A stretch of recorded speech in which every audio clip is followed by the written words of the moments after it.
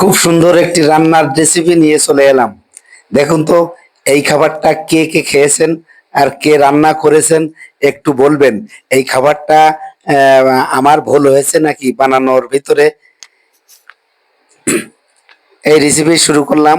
আমি পটলটা ভেজে নিয়েছি। এই পটলটা খুব সুন্দর করে কড়া করে ভাজে নাই, একটু নরম থাকতে থাকতে আমি পটলটা নামিয়ে নিয়েছি।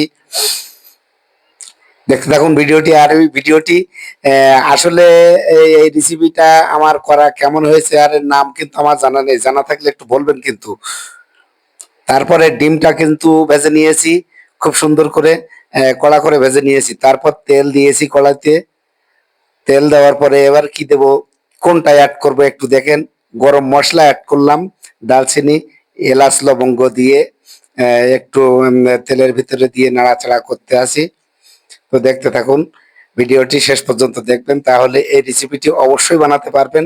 আমি কিন্তু বানাতে পারি না। এর ভিতরে অ্যাড করলাম তেজপাতা। একটা তেজপাতা ছিঁড়ে 2-3 খণ্ড করে আমি এখানে দিয়ে এই তেলের ভিতরে একটু নাড়াচাড়া করতে থাকি। তারপরে দেখুন কি অ্যাড করি। এই যে পেঁয়াজ বাটা, পেঁয়াজ বাটা অ্যাড করলাম, করে একটু নড়াচড়া নড়াচড়া করাতে থাকলাম। তবে হ্যাঁ, বলবেন কিন্তু এই আমার এগুলো তৈরি করা হচ্ছে কিনা অবশ্যই বলবেন। আর খেতে কিন্তু খুব সুস্বাদু। এখানে আমি দিয়েছি রসুন বাটা, আগে পেঁয়াজ বাটা দিয়েছি, তারপর রসুন বাটা দিয়েছি, দিয়ে আবার একটু নাড়াচাড়া করাতে থাকি। তারপরে এখনো কিন্তু অ্যাড করার কিছু বাকি আছে।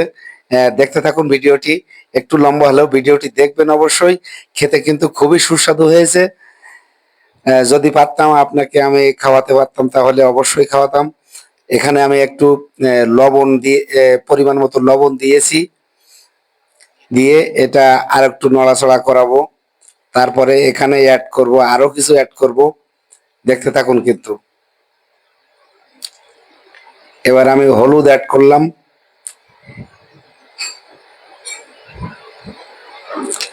এবার কিন্তু সুন্দর কালারে চলে আসছে। দেখবেন হলুদ অ্যাড করার পরে খুব সুন্দর কালার চলে আসছে কিন্তু।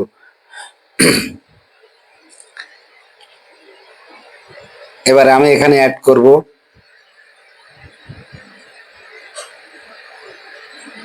আমরা। এখানে কিন্তু একটা জিনিস বলা হয় নাই অ্যাড করার সময়। ওই যে সবুজ বাটি থেকে ঢেলে দিয়েছিলাম একটা, দিয়েছি একটা কি জানি বলে চীনা বাদাম। চীনা বাদাম কিন্তু পাটায় পিষে এখানে অ্যাড করেছি, এটা বলা হয় নাই। এখন এখানে দিয়েছি আমড়া। আমড়াটা কিন্তু একটু আমি কষাই নেব এখানে। এই মশলার ভিতরে কষিয়ে নেওয়ার পরে এখানে আমি অ্যাড করব আহ, পানি। হালকা একটু পানি অ্যাড করব। দেখেন আমি পানি অ্যাড করলাম। পানি অ্যাড করার পরে এটা একটু নড়াচড়া করে আমি এটা ঢাকা দিয়ে দেব। বা এই রসটা যখন আমড়ার ভিতরে ঢুকবে, আমড়াটা একটু আর কি নরম নরম হয়ে আসবে। আর সেই সাথে বলে রাখি, আমার চুলোর তাপ কিন্তু খুব কম হয়ে আছে, কারণ গ্যাস নাই। সরকারি লাইনের গ্যাস তো একটু কম, আঁচ কম আছে হচ্ছে, যার কারণে পানিটা বল খাচ্ছে না। আমি একটু ঢেকে দিলাম।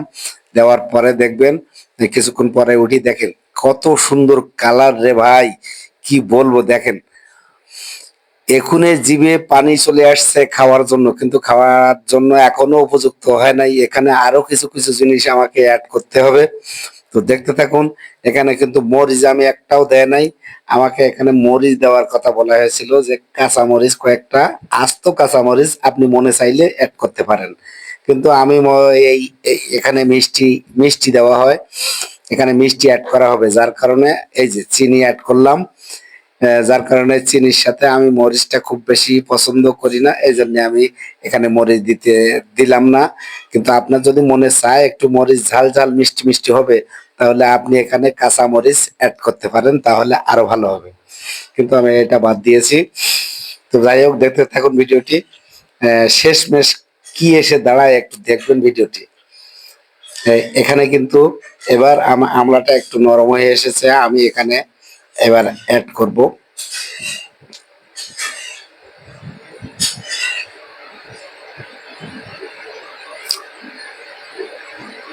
এই যে, আমি এখানে পটল অ্যাড করব। এই যে পটলটা আর ডিমটা আগে আমি ভেজে নিয়েছিলাম, সে দুটোই অ্যাড করলাম।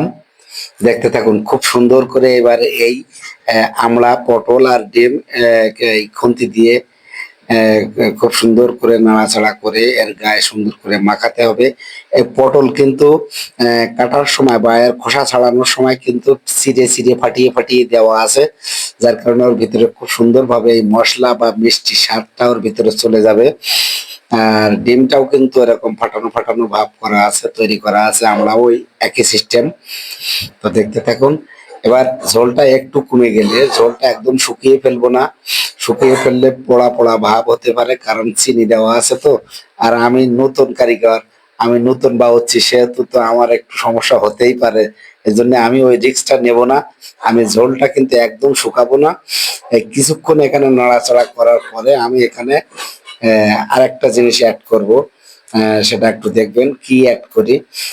মানুষ এখানে নারিকেলের দুধ, আমার মাকে দেখতাম এখানে নারিকেলের দুধ, নারিকেল কুড়ুনিতে কুড়ে বা পাটায় ছেঁচে ওইটা চিপড়ে ওর ভিতর থেকে দুধ বের করে এর ভিতরে দিত, আমি আমার মাকে দেখেছি। তো সেহেতু আমি এখানে শহরের ভিতরে একটা নারিকেল কিনতে গেলে অনেক টাকার দাম।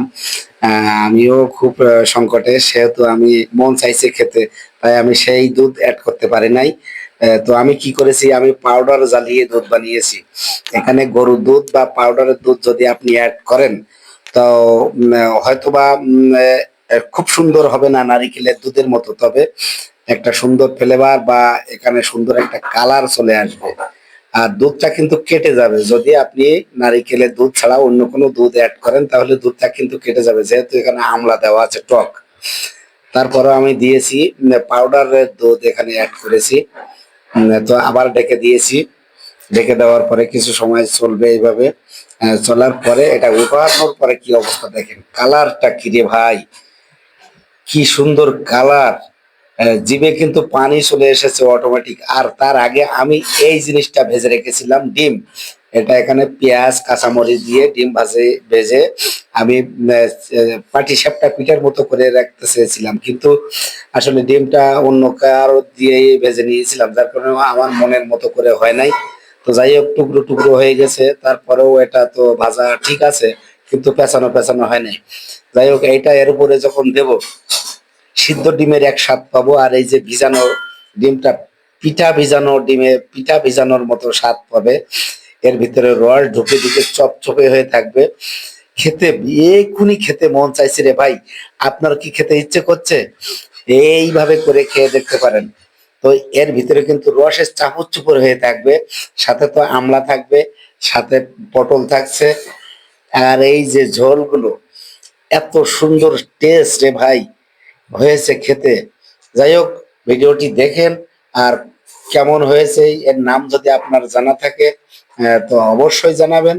আমার মা যে সময় এগুলো তৈরি করতো সে সময় বলতো, আর সে সময় আমি অনেক ছোট্ট ছিলাম, তারপরেও চোখের দেখা কম বেশি দেখেছি ছোটবেলাতে, তাই আমার যতটুক মনে হয়েছে আমি ততটুক করেছি। এর ভিতরে হয়তোবা ভুল ভ্রান্তি হতে পারে। তো যাই হোক, ভুল ভ্রান্তি হইলেও আর কি হবে, আমি যা পেরেছি তাই করেছি। এখন এগুলো আমি ৬-৭ জন মানুষের জন্য তৈরি করেছি। ৭টা ডিম হওয়ার কথা ছিল, কিন্তু আমি ৬টা আস্ত ডিম করে সিদ্ধ করেছি, ভাজা ডিম করেছি, আমড়া করেছি, পটল করেছি। এখন এটা পরিবেশন করার জন্য একদম তৈরি। দেখেন ভাইরি, কি সুন্দর কালার! এই যে শুরু হয়ে গেছে, বাটিতে বাটিতে দেওয়া শুরু হয়ে গেছে, এইভাবে ৭টা বাটিতে ঢুকবে, ৭টা বাটিতে ঢুকবে।